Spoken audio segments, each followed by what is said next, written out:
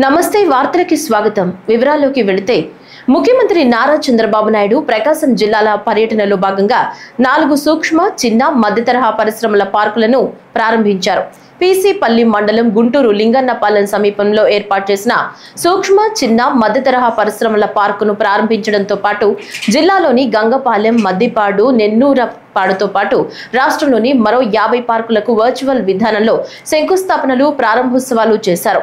ఈ సందర్భంగా నిర్వహించిన పరిశ్రమలు, ఉపాధి కల్పన కార్యక్రమంలో ముఖ్యమంత్రి మాట్లాడుతూ అభివృద్ధి, సంక్షేమమే లక్ష్యంగా రాష్ట్ర ప్రభుత్వం పాలన సాగిస్తోందన్నారు. రాష్ట్రానికి పెట్టుబడులు పెరుగుతున్నాయన్నారు. వివిధ ప్రదేశాల్లో ఇండస్ట్రీస్ ని ప్రారంభించడం, ఫౌండేషన్ వేసే కార్యక్రమంలో భాగస్వాములయ్యారు. వీళ్ళు కాకుండా జిల్లా యంత్రాంగం, కలెక్టర్ కానీ అదే మరిగా మిగిలిన అధికార యంత్రాంగం మొత్తం అక్కడ ఉన్నారు.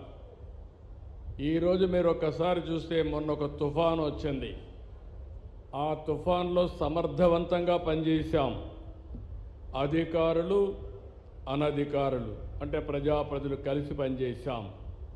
దానివల్ల ప్రాణ నష్టం తగ్గించాం, రియల్ టైంలో మానిటర్ చేశాం, చాలా వరకు ఆస్తి నష్టాన్ని తగ్గించామంటే అది ఈ ప్రభుత్వం ఇచ్చేటువంటి సుపరిపాలన అని చెప్పి మరొకసారి తెలియజేస్తున్నా.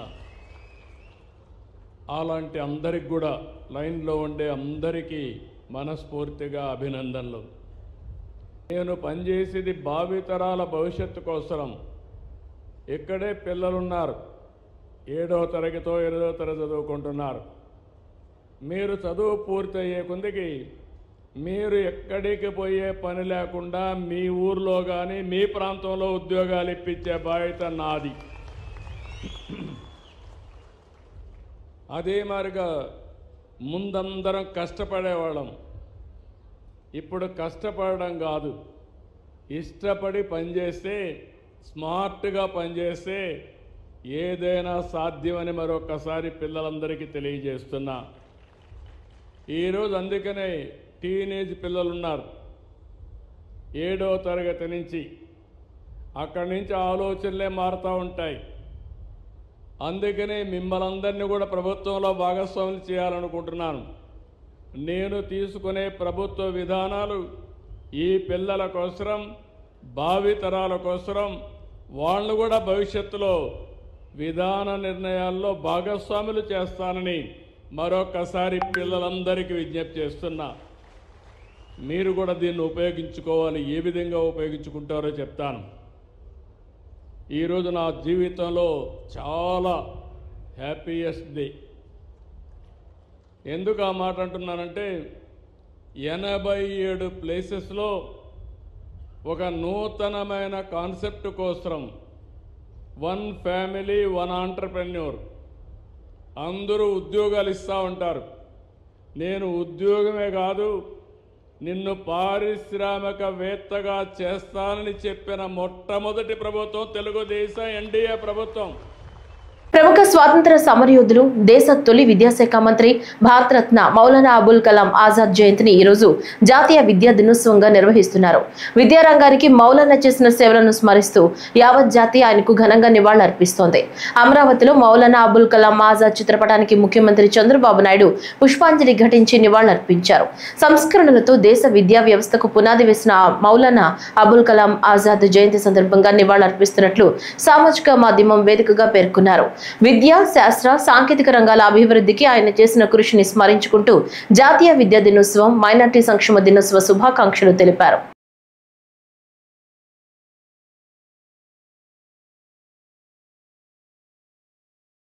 గుంటూరు గ్రామీణ మండలం వెంగళాయపాలెంలో 1.20 కోట్లతో నిర్మించిన 21 ఎకరాల చెరువును మంత్రి డాక్టర్ పెమ్మసాని చంద్రశేఖర్, జిల్లా ఇన్ఛార్జ్ మంత్రి కందుల దుర్గేష్లతో కలిసి కేంద్ర గ్రామీణాభివృద్ధి శాఖ మంత్రి శివరాజ్ సింగ్ చౌహాన్ ప్రారంభించారు.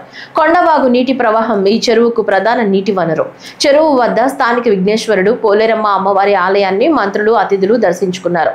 నక్షత్రవనంలో మొక్కల్ని నాటారు. వాకింగ్ ట్రాక్ పై నడిచి పరిశీలించారు.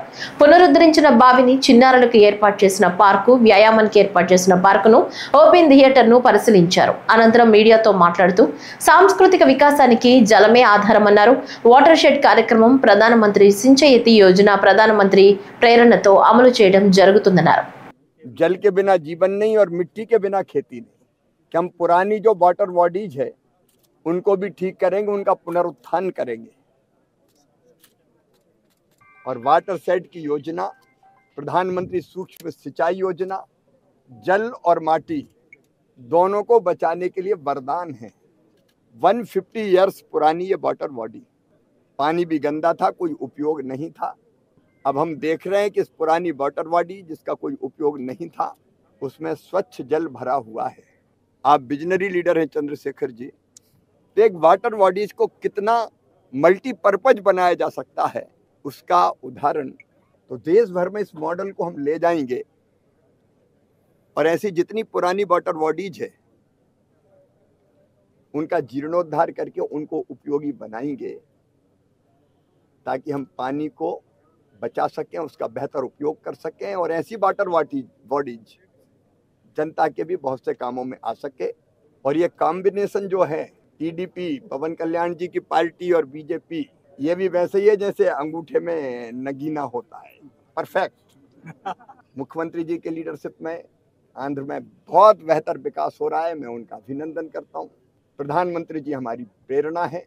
కేంద్ర కమ్యూనికేషన్లు గ్రామీణ అభివృద్ధి శాఖ సహాయ మంత్రి డాక్టర్ పెమ్మసాని చంద్రశేఖర్ మాట్లాడుతూ పల్లెలు దేశ ప్రగతికి పట్టుకొమ్మలన్నారు. 25% వర్షంపై ఆధారపడి ఉన్నాయని, వీటి కోసం ప్రధానమంత్రి వాటర్ షెడ్ కార్యక్రమాలు చేపట్టాలని ఆలోచించారు. ఇటువంటి మంచి కార్యక్రమాల్లో ముఖ్యమంత్రి, ఉప ముఖ్యమంత్రి మన రాష్ట్రం ఒక భాగం కావాలని ఆలోచించారని చెప్పారు. ఈ పథకాలు బాగా అమలు చేసి ఆదర్శంగా నిలవాలని రాష్ట్రానికి తీసుకొస్తున్నామని తెలిపారు. శివరాజ్ సింగ్ చౌహాన్ వ్యవసాయ శాఖ మంత్రిగా ఆంధ్రప్రదేశ్ 40% యూరియా సరఫరా చేశారని తెలిపారు. రాష్ట్ర సమస్యల పట్ల మంత్రి పరిష్కారం ఇచ్చారని తెలిపారు. ఉపాధి హామీ పెండింగ్ బిల్లులు 180 కోట్ల రూపాయలు విడుదల చేశారని చెప్పారు. వెంగళాయపాలెం చెరువు మంచి నిర్వహణకు ఆలోచించి చర్యలు తీసుకోవడం జరిగిందన్నారు. కొబ్బరి మొక్కలు నాటామని, చేపలు, బాతులు పెంచి ఆదాయ వనరులు సమకూర్చడం జరుగుతోందని తెలిపారు. దేశ ప్రగతికి పట్టు కొమ్మలు, అలాంటి పల్లెలకు భూమి తల్లి అయితే నీరు ప్రాణం. భారతదేశంలో 60% జనాభా ఈరోజు వ్యవసాయంపై ఆధారపడి ఉన్నారు. అయితే భారత భూభాగంలో వ్యవసాయానికి ఉపయోగపడేటువంటి స్థలం 50% మాత్రమే. ఆ 50%లో కూడా 25% ఈరోజు వర్షంపై ఆధారపడి ఉంటుంది. వర్షం పడితే రైతులు ఆనందంగా ఉంటారు, వర్షం లేకపోతే ఇబ్బంది పడిపోతారు. రోజు రోజుకి భూగర్భ జలాలు అడుగుండిపోతూ ఉన్నాయి.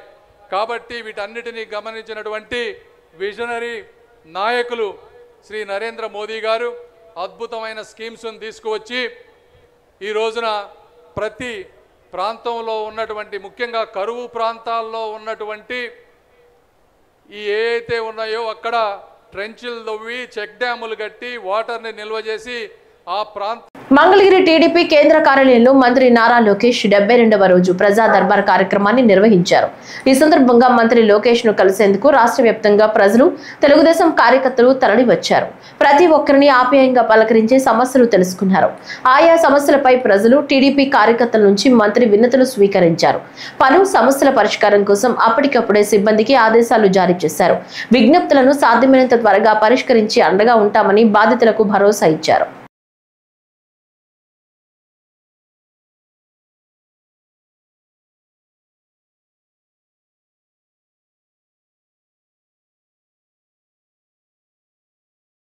ఆంధ్రప్రదేశ్లో ఇటీవల సంభవించిన మోంతా తుఫాను ప్రభావిత జిల్లాలో కేంద్ర బృందం పర్యటన కొనసాగుతోంది. కేంద్ర హోంశాఖ సెక్రటరీ పౌసమి బసు నేతృత్వంలోని బృందం బాపట్ల జిల్లాలో కారంచేడు మండలంలో దెబ్బతిన్న కొమ్మూరు కాల్వను, దాని సమీపంలో నీటిలో మునిగిన వరి పంటను పరిశీలించారు. జిల్లాలోని ఇతర ప్రాంతాలను కూడా కేంద్ర బృందం పరిశీలించి నష్టంపై ఏర్పాటు చేసిన ఫోటో ప్రదర్శనను తిలకించింది. రాష్ట్ర విపత్తుల నిర్వహణ సంస్థ మేనేజింగ్ డైరెక్టర్ ప్రఖర్ జైన్, బాపట్ల జిల్లా కలెక్టర్ వినోద్ కుమార్ తుఫాను వల్ల జిల్లాలో జరిగిన నష్టాన్ని బృంద సభ్యులకు వివరించారు.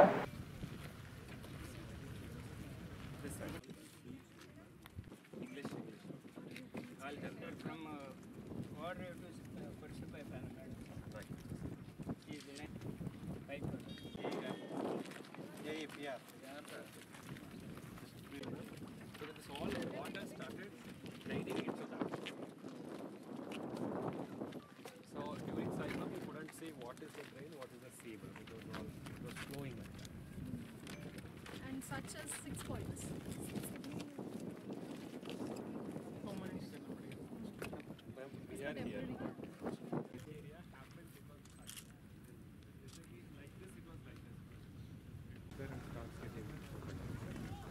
So this is actually a patta land. This belongs to a revenue some person. రాష్ట్రానికి 16 నెలల్లోనే 11 లక్షల కోట్ల రూపాయలకు పైగా పెట్టుబడులు వచ్చాయని మంత్రి డాక్టర్ నిమ్మల రామానాయుడు పేర్కొన్నారు. ఈ సందర్భంగా మాట్లాడుతూ ఈ పెట్టుబడులతో 9 లక్షల మందికి పైగా ఉద్యోగ అవకాశాలు లభిస్తాయన్నారు. రాష్ట్రంలోని విశాఖపట్నం, తిరుపతి, అమరావతిలను మెగా సిటీలుగా అభివృద్ధి చేస్తున్నామని తెలిపారు. అభివృద్ధి సాధించాలంటే పారిశ్రామికంగా ఆ ప్రాంతం, ఆ రాష్ట్రం అభివృద్ధి చెందితేనే సాధ్యమవుతుందనేటువంటి పరిస్థితిని గుర్తుపెట్టుకుని ఏదైతే ఎంత పారిశ్రామికంగా అభివృద్ధి చెందితే ఆ ప్రాంతం కూడా పురోగతి కూడా అంతే వేగంగా అభివృద్ధి చెందుతుందనేటువంటి ఆలోచన ఏదైతే ఉందో మరి దాన్ని దృష్టిలో పెట్టుకుని 4 దశాబ్దాల సుదీర్ఘ రాజకీయ చరిత్ర కలిగినటువంటి చంద్రబాబు నాయుడు గారు ఆలోచన చేసి ఏదైతే ఈ యొక్క ఆంధ్రప్రదేశ్ రాష్ట్రం ఆ రోజు రాష్ట్ర విభజన వల్ల కంటే 2019, 24, 5 సంవత్సరాల గత వైసీపీ పాలన వల్లే ఈ రాష్ట్రానికి ఎక్కువ ఏదైతే నష్టం జరిగిందో, ఈ రాష్ట్రానికి ఏదైతే విధ్వంసం జరిగిందో దా తప్పులన్నింటినీ కూడా సరిచేసి మళ్ళీ ఆంధ్రప్రదేశ్ రాష్ట్ర ఆర్థిక పరిస్థితిని గాడిలో పెట్టాలని అంటే పారిశ్రామిక అభివృద్ధి ప్రధాన లక్ష్యంగా ఈరోజు చంద్రబాబు నాయుడు గారు పనిచేస్తూ ఉన్నారు. కాబట్టి మరి ఈరోజు మరి అంతర్జాతీయంగా అనేకమైనటువంటి సంస్థలతో ఒప్పందాలు చేసుకుని ఇప్పటికే అంటే ఈ 16 నెలల కాలంలోనే ఇప్పటికే 11 లక్షల కోట్ల రూపాయల పెట్టుబడులు ఈరోజు ఆంధ్రప్రదేశ్ రాష్ట్రానికి తీసుకురావడం, దీని ద్వారా దగ్గర 9,50,000 మందికి ఉద్యోగ అవకాశాలు కూడా ఈ సంవత్సరంలోనే ఈ పెట్టుబడుల ద్వారా వచ్చేటువంటి పరిస్థితి. అంటే ఈ రకంగా మేనిఫెస్టోలో ఏదైతే 5 సంవత్సరాల్లో 20 లక్షల మందికి ఉద్యోగ ఉపాధి అవకాశాలు కల్పిస్తామని ఏదైతే హామీని ఇచ్చామో హామీని నిలబెట్టుకునేటువంటి విధంగా ఈరోజు ఈ ప్రభుత్వం పనిచేస్తుందని చెప్పి తెలియజేసుకుంటూ అందులో కూడా ముఖ్యంగా ఈరోజు రాయలసీమ ప్రాంతానికి కూడా అత్యంత ప్రాధాన్యత ఈరోజు మరి చంద్రబాబు నాయుడు గారు అందజేస్తూ, ఎందుకంటే ఏదైతే ఈవేళ అభివృద్ధి వికేంద్రీకరణ చేయాలనేటువంటి ఆలోచనతో అందులో భాగంగానే ఏదైతే తిరుపతి, అమరావతి, విశాఖపట్నం 3 మెగా సిటీలుగా మరి పారిశ్రామికంగా అభివృద్ధి చేయాలి, టూరిజంని, ఐటీని మేజర్గా డెవలప్ చేయాలనేటువంటి ఆలోచనతో ఈరోజు పనిచేయడం. అమృతలూరు మండలం గోవాడ గ్రామం శివాలయం వద్ద ఆంధ్రప్రదేశ్ ప్రభుత్వం సూక్ష్మ, చిన్న, మధ్యతరహా పరిశ్రమలు విభాగం ఆధ్వర్యంలో ఏర్పాటు చేయనున్న ఫ్లాటెడ్ ఫ్యాక్టరీ కాంప్లెక్స్ డెవలప్మెంట్ నిర్మాణ శంకుస్థాపన కార్యక్రమం ఘనంగా జరిగింది. సుమారు 6.86 ఎకరాల విస్తీర్ణంలో దాదాపు 12 కోట్ల వ్యయంతో నిర్మించబడనున్న ఈ పరిశ్రమ సముదాయ నిర్మాణ పనులకు వేమూరు శాసనసభ్యులు నక్కా ఆనందబాబు శంకుస్థాపన చేశారు. ఈ సందర్భంలో వేమూరు నియోజకవర్గంలోని కూటమి నాయకులు, ప్రజా ప్రతినిధులు, కార్యకర్తలు, ప్రభుత్వ అధికారులు పాల్గొని కార్యక్రమాన్ని విజయవంతం చేశారు. ఈ పరిశ్రమ సముదాయం పూర్తి స్థాయిలో సిద్ధమయ్యాక స్థానిక యువతకు ఉపాధి అవకాశాలు కలగడంతో పాటు ప్రాంతీయ ఆర్థికాభివృద్ధికి దోహదం చేస్తుందని తెలిపారు. గౌరవ ముఖ్యమంత్రి వర్యులు నారా చంద్రబాబు నాయుడు గారు ఇక్కడికి రాలేదనే కానీ వారి ఉపన్యాసం ఈరోజు స్పష్టంగా ఆ స్క్రీన్లో మనందరం కూడా వింటూ వీక్షించడం ద్వారా ముఖ్యమంత్రి గారు వచ్చినటువంటి అనుభూతి మనందరం కూడా కలిగిందని నేను అనుకుంటున్నాను. ఏకకాలంలో ఈ రాష్ట్రంలో 87 చోట్ల ఇలాంటి కార్యక్రమాలకి శ్రీకారం చుట్టారు ఈరోజు. దీనికి ప్రధాన కారణం ఎన్నికల ముందు ఈ రాష్ట్రంలో విపరీతంగా పెరిగిపోయినటువంటి నిరుద్యోగం,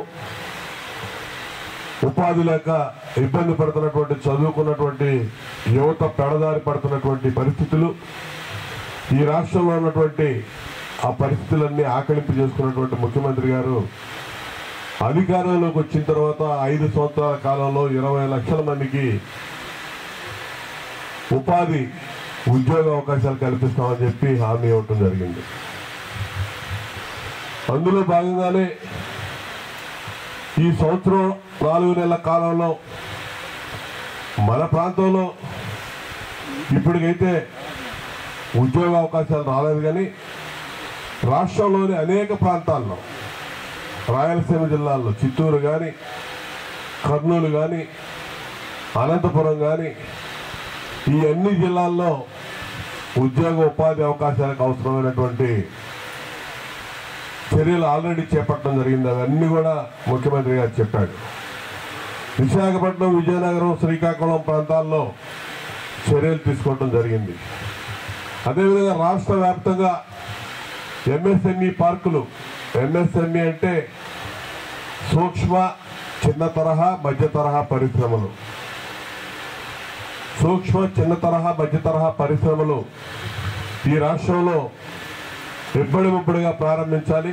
భారతరత్న మౌలానా అబుల్ కలాం ఆజాద్ జయంతి సందర్భంగా వైఎస్ఆర్సీపీ కేంద్ర కార్యాలయంలో ఆయన చిత్రపటానికి ఆ పార్టీ అధినేత మాజీ ముఖ్యమంత్రి వైఎస్ జగన్మోహన్ రెడ్డి పూలమాల వేసి నివాళులర్పించారు. ఈ కార్యక్రమంలో YSRCP minority cell president Khader Basha, working president M A Hafeez Khan, ఎమ్మెల్సీలు రుహుల్లా, లేళ్ల అప్పిరెడ్డి, వైఎస్ఆర్సీపీ నాయకులు నూరి ఫాతిమా, షేక్ ఆసిఫ్, మెహబూబ్ షేక్ తదితరులు పాల్గొన్నారు.